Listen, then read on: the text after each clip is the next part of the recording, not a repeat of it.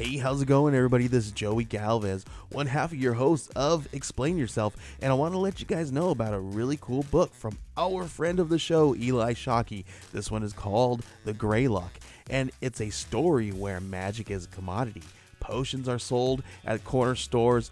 Orcs and dwarves earn a living in cubicles, not on the battlefields. But there are those who resist the house's magic's laws. Branded a criminal and forced to live as a wand for hire, there is a spell slinger they call the Greylock. Check this one out. You guys can pre-order issue 3 right now with code JAN241939, and make sure you guys are heading over to your favorite LCS and letting them know that you want Greylock number 3, and maybe pick up the first 2 issues. You could do that at the Scout web store. So make sure you guys are grabbing the Greylock number 3, JAN241939 at previewsworld.com.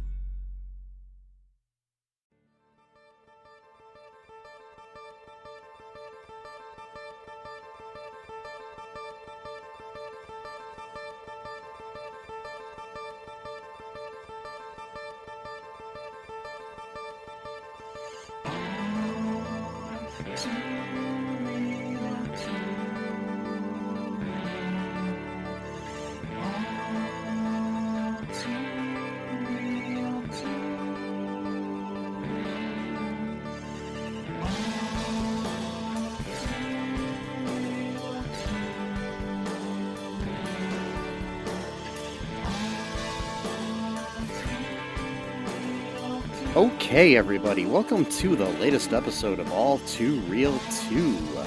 My name is Michael E. Cullen II, and with me, as always, is... Sesame, Jeff, and Carta. Alright, good name. Strong, manly name. Oh, definitely, like Sesame, totally. Yes. And Carta, yeah. Yes, totally. And Jeff?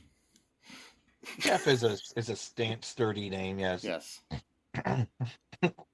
So, today on the show, we're in our pilot error series of reviews here. We have a little interesting thing that we're looking at. There was a British television series called Coupling, which ran from May of 2000 till June of 2004 on the BBC.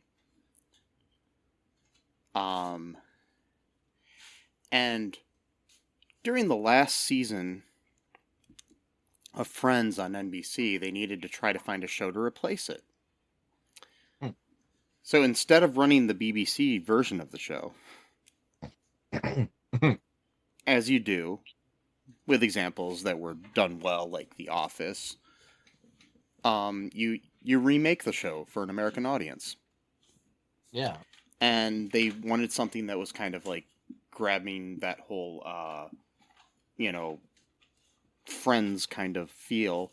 So they decided that they're going to take this show, which is a show about 3 men and 3 women, much like Friends, who live in the city, and about their, interpersonal lives and relationships and stuff like that. It's a little more risque than Friends. Yeah. Especially the BBC version as it went on and stuff, from what I've read. I've only seen a few episodes of the BBC version. So we decided to watch the pilot of the BBC version and the pilot of the NBC version, which are basically the same script. One's just Americanized slightly. And a few changes here and there, nothing major. Same characters, same plot, same setups,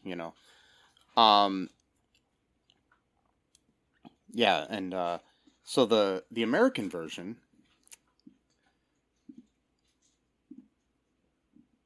ran in 2003, while the other version was still on the air, for a total of 4 episodes.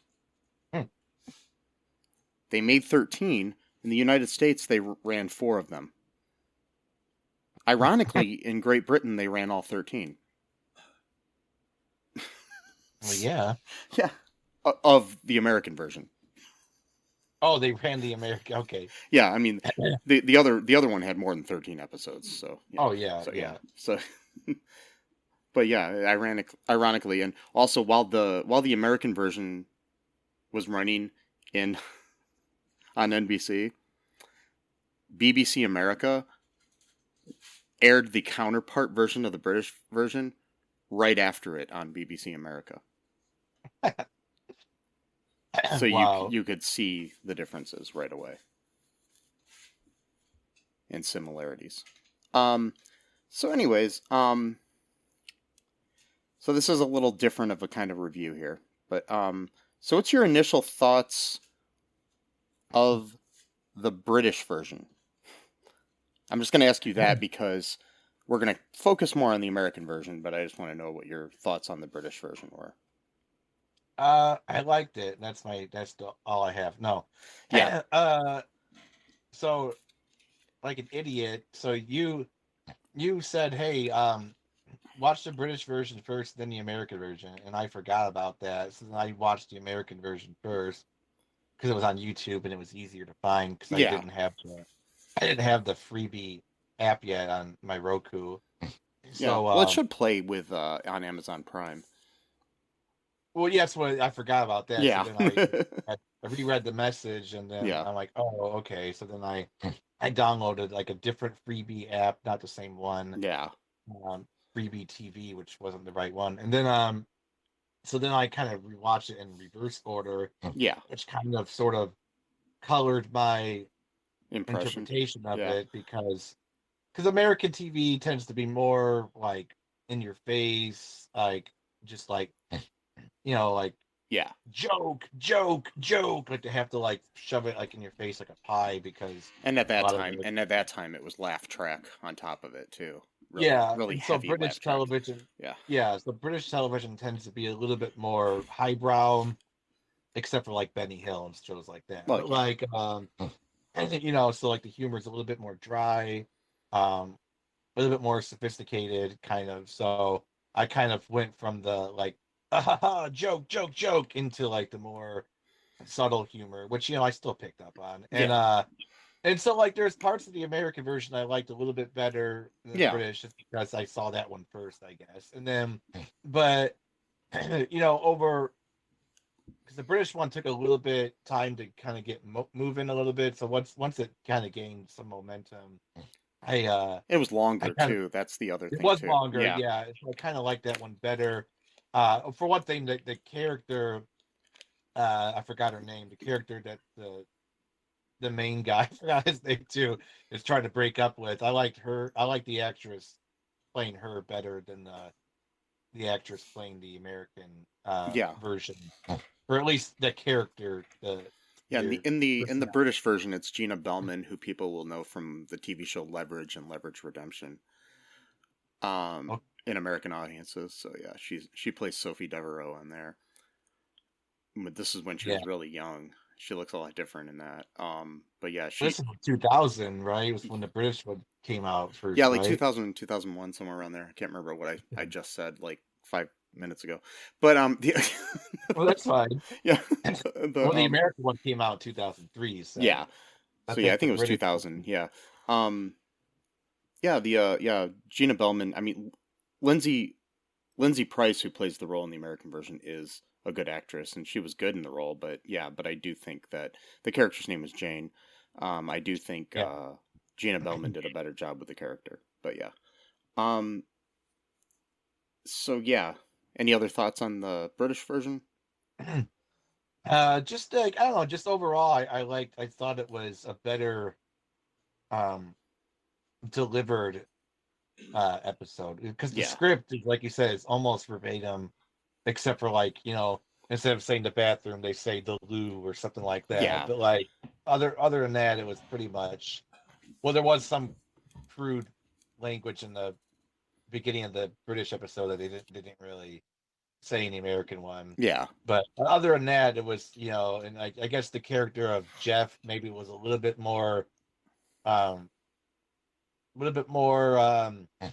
I guess, geeky in the British one than the American version. I Yeah, guess a little. he seemed But more like a pretty boy in the American version. You know, yeah, the actor in the British version, um I'm looking up his name really quick. Yeah, tell me anything else you want while I look that up. oh sure. Uh, yeah, just I don't know, just in general, and I noticed too that like in um British shows tend, or at least they used to tend to have less episodes than American seasons do. Like a lot Yeah, of British, like Faulty Towers, for example, a classic British show from the 70s. They only had about like 6 episodes in the first season, and then yeah, like they didn't have like season 2 until like 3 or 4 years later or something like that. And then that was also only like a few episodes. But like these are still like viewed as classics and like watched like still to this day by people, whereas like a typical American sitcom at that for a long time was usually close to like 23 or 25 episodes per season. Now it seems like a lot of shows are kind of dwindling down the number of well, a episodes. lot of it has to do with streaming and Yeah, cable TV. You know, there's less episodes per season on those things now, which yeah, makes it better because things kind of, I don't know, are more concise and you basically are getting to the point faster than like when you have like, like you said, like 20 episodes or more. You're kind of letting it breathe a little more. Sometimes it's good, but sometimes you're just kind of spinning your wheels per episode. yeah, Um, exactly. Filler stuff yeah, or a bottle episode, or maybe not a bottle, a clip episode or whatever. yeah, Like yeah. They don't do those as much as they used to, but like no, back in the '80s, they did those all the time. yeah, One of my favorite SNL sketches from the '80s was there was a thing where they had it was a Family Ties sketch where they're in the they're in the kitchen and they're remembering a time when they remembered something else, and then they are remembering in that clip when they remembered something else, and it just keeps going on. It's like a clip show of clip shows. It's like pretty funny. But wow. anyways, Jeff is played by Richard Coyle in the original version, and he recently was in Fantastic Beasts: Secrets of Dumbledore Oh, as Aberforth or Aberforth, however you say that. oh, okay. Yeah, yeah. So yeah, who the secrets were about, by the way, the Dumbledore they're actually talking about. No. That movie was, yeah, If you want to hear more about that, listen to our review of that movie. yeah. It's Or one of our better reviews. it was more of like a reaction more so than a Yeah. review because of just like trying to decipher everything from that. It But was a movie. I'll give you that. It was yes. a film. So if you want to hear more of our views on that, listen to that episode. I highly recommend it. But back to coupling here. So my thoughts, I really loved. I watched the British version first. I was just randomly because I've been watching the TV show Leverage a lot lately, been re-binging it, and I watched the TV show Leverage Redemption, which I love, and I was looking up what else Gina Bellman had been in, and then I had always heard about this show Coupling, and I thought, oh, I heard that was pretty funny, so I watched the pilot of that. And then I noticed, I was looking up stuff on YouTube, and I noticed that the pilot of the American version was on there. So I was like, oh, I'll watch this, and then I did not realize that the pilot was going to be the same exact script I know. of the episode I had just watched. So, Well, they yeah. did the same thing with the British version of that '70s show. It was pretty much Oh the yeah, same. those were that. Yeah, Uh, yeah. We need to find those and cover that sometime. yeah, Um, exactly. I thought yeah. that we were going to, and then we forgot or something. Yeah, Or that we'll put that on our docket to do soon, yeah. especially with that '90s show coming out in a week or so, a couple weeks. Oh Yeah, yeah, that's yeah, right. maybe we should do that soon. Um, but yeah, the yeah, and like The Office, the pilot of The Office is almost identical to the BBC version of The Office. So, yeah. Um, so it's done, and the thing that the Office was smart about was like deviating in certain ways from the original, you know. Whereas my feeling about the American version of coupling compared to the British version is that it's like it it's almost like if you like say you went and saw, you know, Hamilton on Broadway, okay? Mm-hmm. Yeah. And then you remember when that church did that like version that they got in trouble for recently? Yeah. It's like Yeah, I do watching the remember. clips that I saw of that afterwards. So maybe not that bad. I'm sorry. No, it's Wow. it's maybe like watching like watching a professional play and then watching a regional version of it or something. You know, sometimes it works, sometimes it doesn't, Mm-hmm. and this didn't, in my opinion. I mean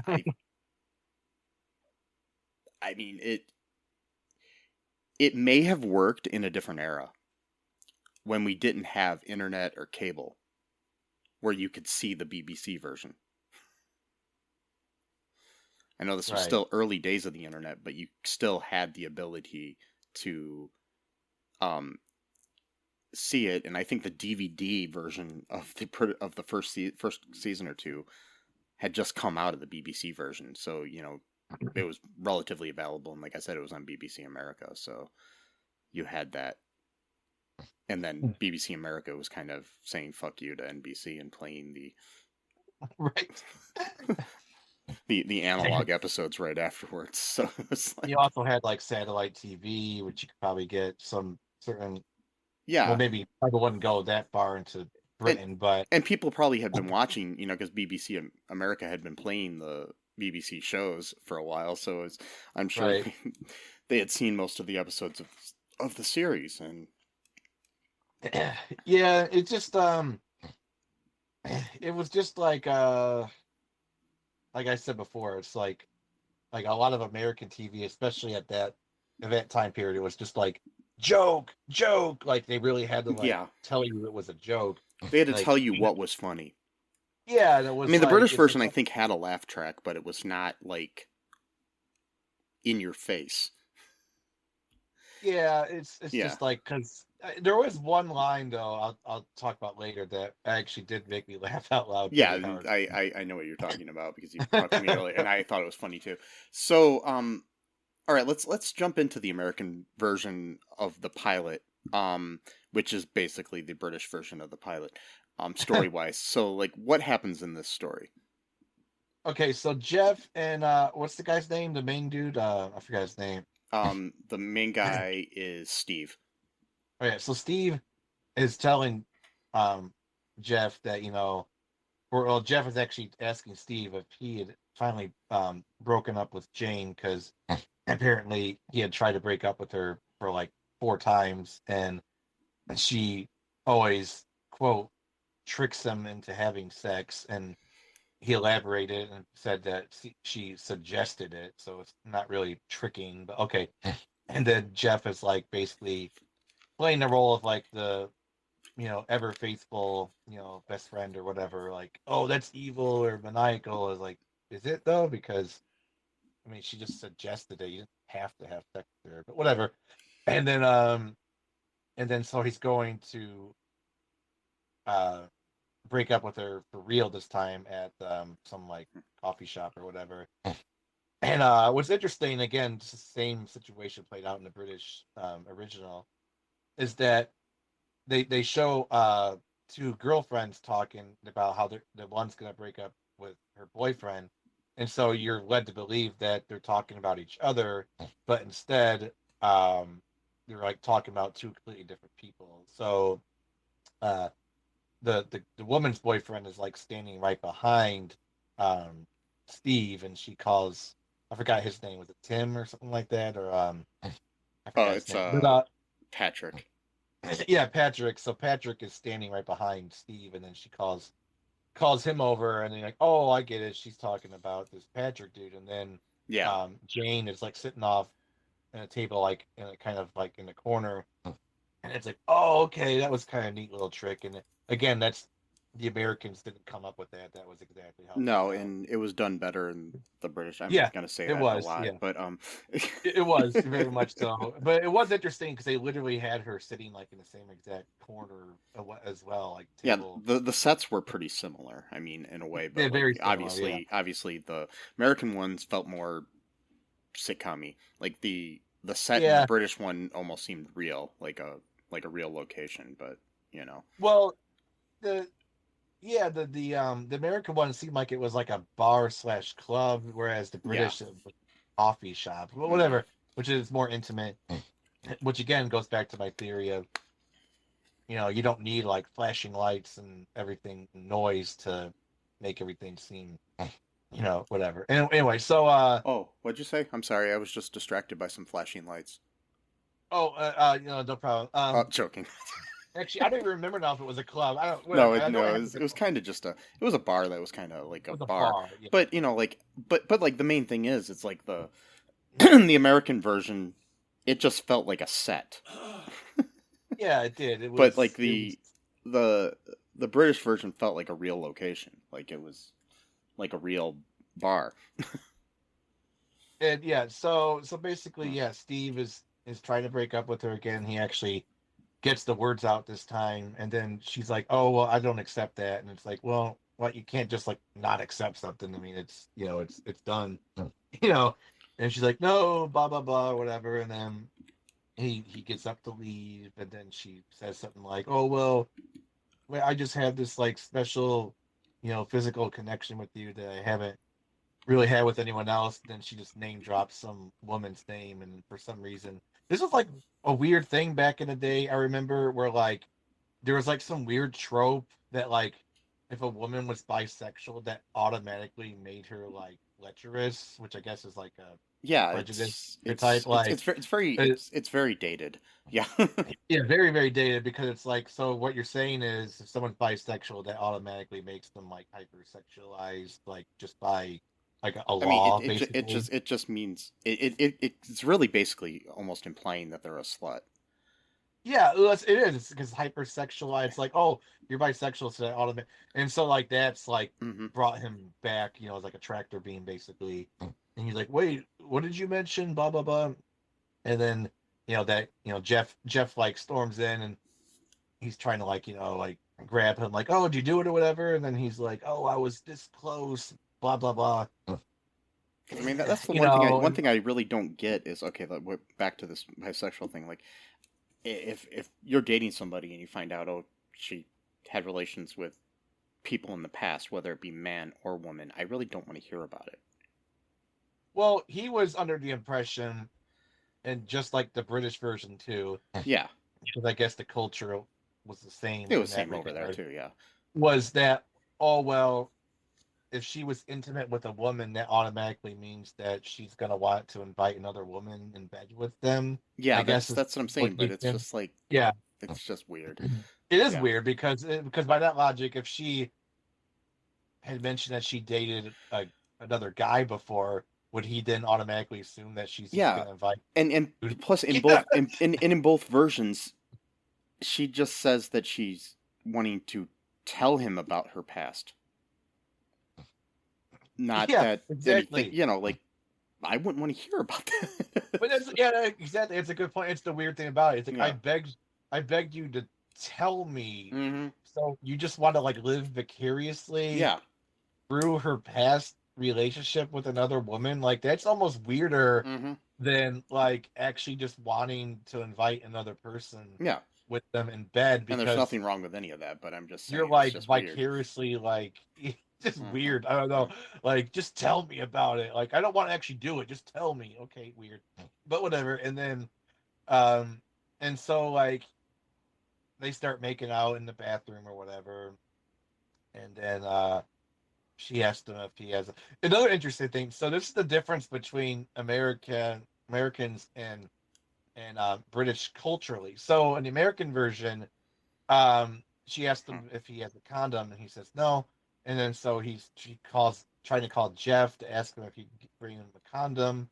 And then that's when Susan. I forgot Susan walks in and she's like, "Hey, isn't this the ladies' room? And he's like, oh, I must have read it wrong or whatever, and some like joke about like I thought that was a not a skirt, but like I forgot what he said. And then somehow Jane can't overhear them talking when they're like 2 feet away from the bathroom stall, which I thought okay was weird. And then Yeah, like considering, not to, break the illusion that I never use the restroom, um, that our fans probably have. I was sitting in, a public restroom the other day in the stall, and I could hear this father and son talking to each other in the restroom.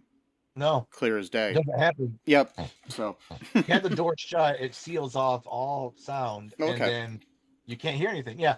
And then so he's like trying to like she's kind of like basically said that she kind of wanted to flirt with him at like some office party, because Jeff and her work in the same office, and but since he was seeing someone else, she didn't flirt with them. So then he's like, "Oh well, I'm single, sort of, or whatever, kind of thing." And then I guess at that point, Jane comes out or what? I don't remember exactly. No, she doesn't come out at all because again, she can't hear anything because she's in the bathroom stall. So as a rule, you can't hear anything. But so Jeff, this line actually did make me kind of laugh out loud. So Yeah.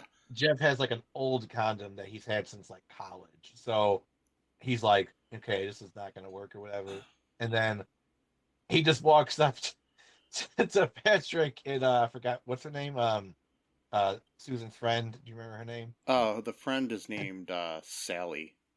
So he walks up to Sally and Patrick, and he's mainly talking to Patrick. He's just standing there and goes, "Hi, my name is Jeff. Do you have a condom?" Yeah. And Patrick just gives him one. And I do think it was funny, like then Sally asks Patrick, "Do you know him?" And he's like, "No." And it's like, but it's like, do you know what he's gonna do with that? And it's like, I don't know him, but I'm pretty sure I know what he's gonna do. He needs that for or whatever. So. He just gives him a condom. He's like, "Hey, I got a condom, whatever." Yeah. And then so Jeff, I think, walks in or whatever, gets it. But the difference is, so in the British version, that whole scene doesn't play out that way because they already had condoms, I guess, in the bathroom. Yeah, like already a machine. Yeah. Because British culture actually cares about contraception and doesn't actually I mean, distinguish. some American bathrooms do have those, but but I guess it wasn't like overtly common, and it still isn't. So.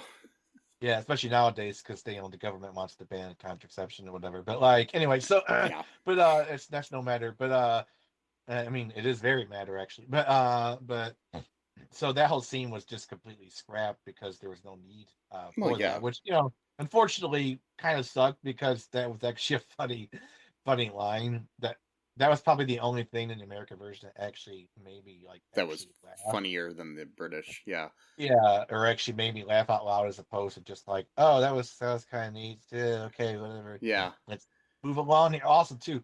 So at one point, they're playing the video. Jeff and Steve are playing the video game at one of their apartments. But the British version, the video game looks so much cooler than the American video game they played. Because I think it was a real video game as opposed to, I think on the American version, it was some generic.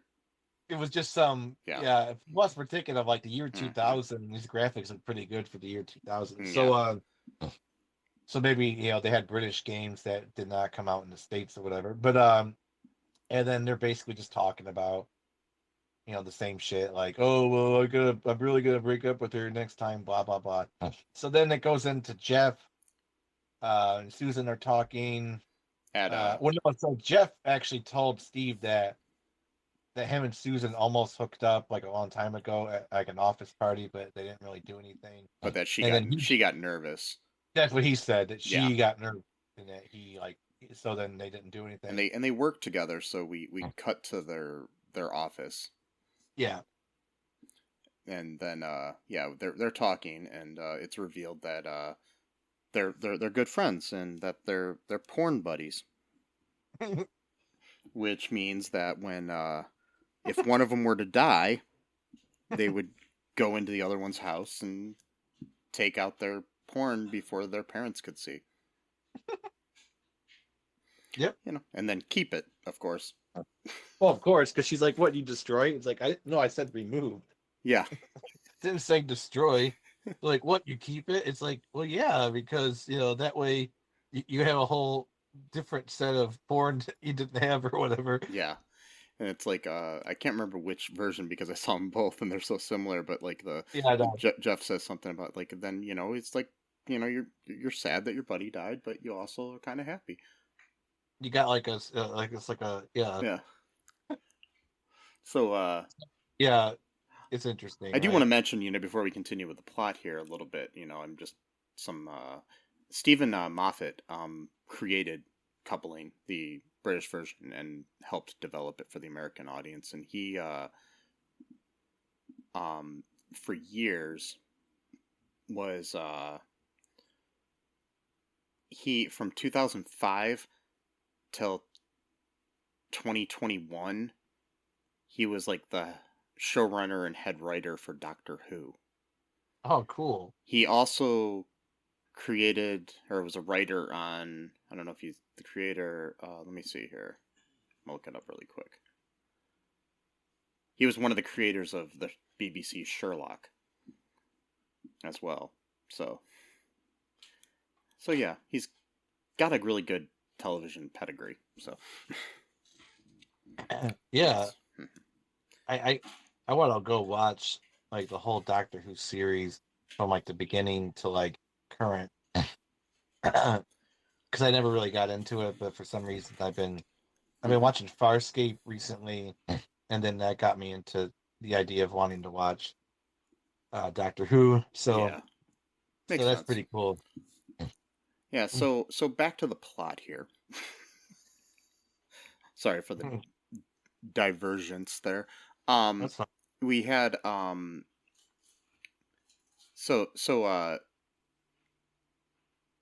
Jeff, and we learn when Jeff and Susan are talking that it wasn't Jeff. I mean, it wasn't Susan who was nervous. It was Jeff who was nervous and couldn't, go through with sex with her, or whatever you want to call it. And so, that thing people do. The thing. Yeah. So, he's so while they're talking, Steve calls and sets up a date with Susan, but Jeff's all worried like about it because he doesn't want them talking about each other because he doesn't want Steve to know that he got nervous, which whatever. That's a weird plot point. Why would he care that much about whether? Well, he's probably just worried about his reputation and stuff. I don't know. Oh yeah. Wow. But so we have that happen, and then is that when we then have the date finally? Yeah, where he's gonna try to break up. No, sorry, he doesn't. No. Yeah, Jane shows up. That's right. Yeah, he goes on to meet Susan for their date at this restaurant, and Jeff basically stalks him and follows him there. And then, speaking of stalking, Jane followed them there, and before he had actually left a voicemail. Forgot about this. Did we talk about this? No. Oh no, I forgot about that. He left a voicemail on Jane's phone that cut off when he was trying to break up with her on the phone. Talked about how great of a person and everything she was, and basically made it sound like he was in love with her. And then the thing cut off.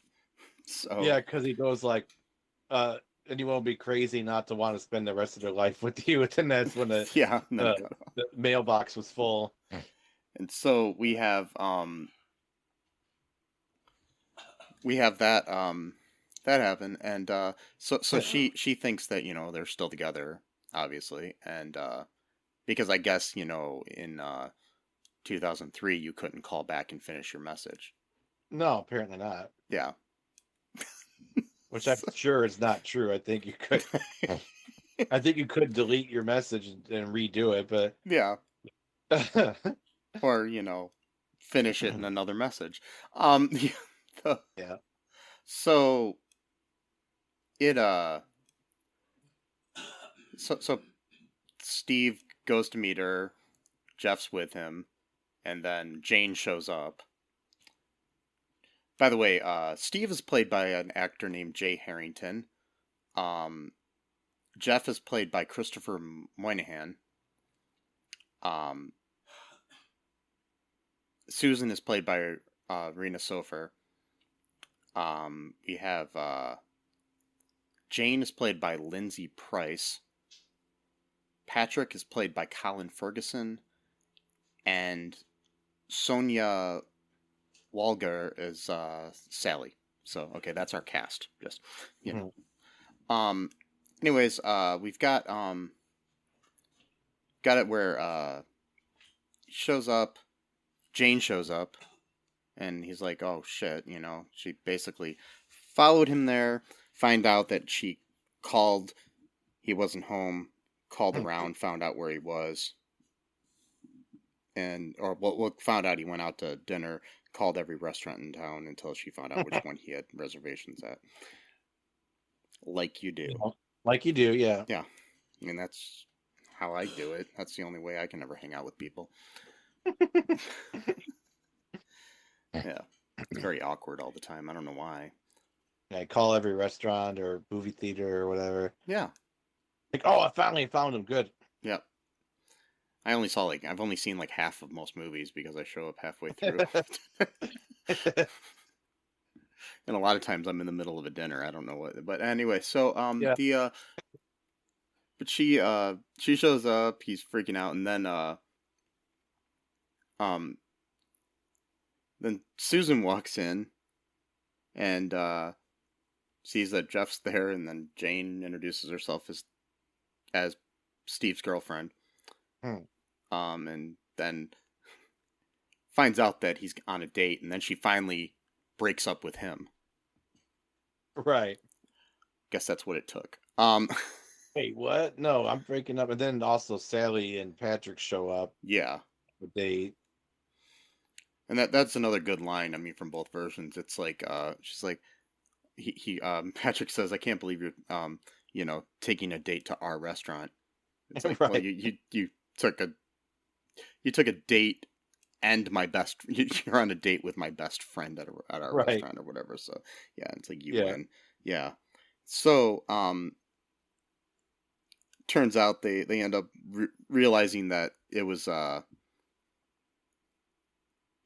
Jeff who was the one that was nervous on the situation. It's all revealed.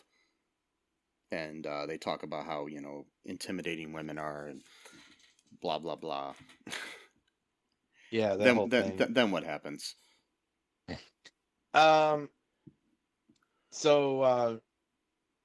she basically wants Jeff to leave because he's like ruining the date or whatever, and then something like, well, what will it take, to me to beg or shoot you down or show you my breast or whatever, and then it becomes this whole thing of like, yeah, oh, okay, yeah, the breast, and she's like, I was just joking, and then like everyone starts like standing like basically like near the, I don't know what you call it, the edge or the corner or whatever, so that they can get a look.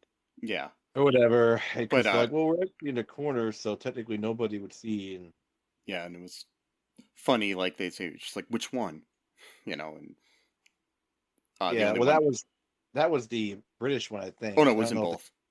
Oh, it was? Okay. Yeah. Cool. It's like which one, and then Patrick says he has a specific one he wants to see. I can't remember which it was, right or something. Yeah. Wow. He says one has to come in second place, and it was a little bit longer of a joke in the British version, but yeah, it was in both. A little bit better in the British version. Yeah. Yeah. But yeah, anyways, so she shows, and then she's like, need a table for 6. The waiter comes by and says, yeah, I'll be right on that. And then they all realize that they're all kind of now friends, pun intended. Yeah, I get it. Yeah. Mm-hmm. So they hang out, and then we've got our credits. And Um, yeah, that's it. and the theme song, by the way, was the song "Perhaps, Perhaps, Perhaps," which the best version of that song, by the way, is by Cake. If you ever want to look it up, like, anyway, so by the band Cake. Um, but in this version of the show, it was also the theme song of the British version, and Lindsay Price, actually, who plays Jane in this version, sang the theme song for this TV show. So Cool. yeah. So do you want to hear some trivia here? Yeah. Okay, so here's some trivia.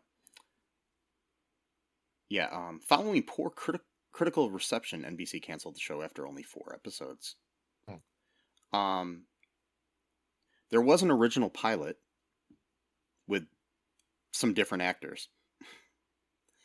Melissa George played Susan in it. This one I would have liked to seen. Maybe the show would have been better with this casting here. Breckin Meyer as Jeff. Oh, okay. I could see that working. Yeah. Emily Rutherford as and Emily Rutherford as Sally. The rest of the cast was all the same.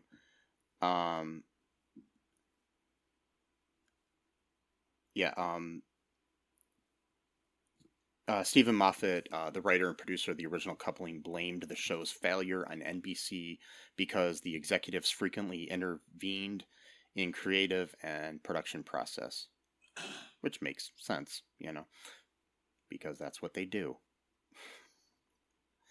And NBC was so sure that the show would become a success that they strongly advertised it in one instance when the second season of the original coupling was released in the US on DVD. It featured a sticker reading the original UK version of the smash NBC hit.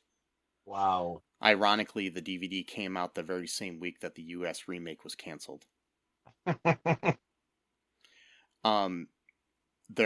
was listening recently, Lindsay Price, who played Jane in this version, she was on Pod Meets World, the Boy Meets World podcast, because she had a guest spot on there, and they were talking about her experience on there, and her just experience in acting in general. And she was talking about how there were billboards all over for this show. And, like, the show was advertised on buses and all this other stuff. And they were still all up right when she found out the show was canceled. Oh, man. So she's walking around and she sees her face on billboards. Oh, and God, that's sad. Yeah. That's Yeah. gotta be a bummer. Yeah. Gotta be a bummer. Now that I think about it, I think I remember watching this when it came out because she looks so familiar from. I mean, I know I've seen her in other things, but I mean, Yeah, she's like, in a lot of things. I remember her from Boy Meets World, and she's also in an episode of How I Met Your Mother. okay. She's in a, which is another Friends ripoff. But anyway, so But better. yeah, that lasted a long time. The Yeah. but and had its own uniqueness. Mhm. But she was also had a recurring role on Beverly Hills 90210, and she's been in a lot of things. She's still doing things here and there. She was in the movie Club Dread. She was on All My Children for years. Recently on the TV show Atypical. But she's done almost like every television show that there has been in the last 3 or 4 decades. She's done a guest appearance on. So Cool. yeah. So yeah. You will all pretty know her, and I had a huge crush on her when I was younger. So anyways,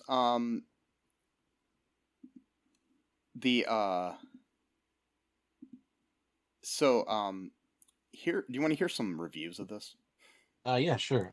Okay, so and this is of the American version, by the way. So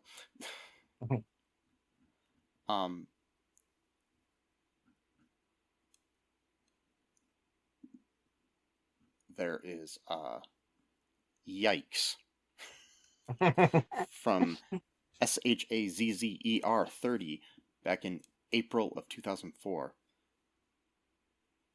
Many people say that the American version of Coupling bombed because they were comparing it to the UK version. In reality, the Yanked version didn't stand a chance.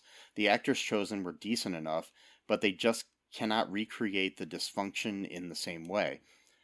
I mean, how can you have someone else play Jeff Murdoch or Jane, for that matter? Not to mention the fact that they would stick to the original script word for word at sometimes and then add their own material in other areas, presumably to reach the American audience.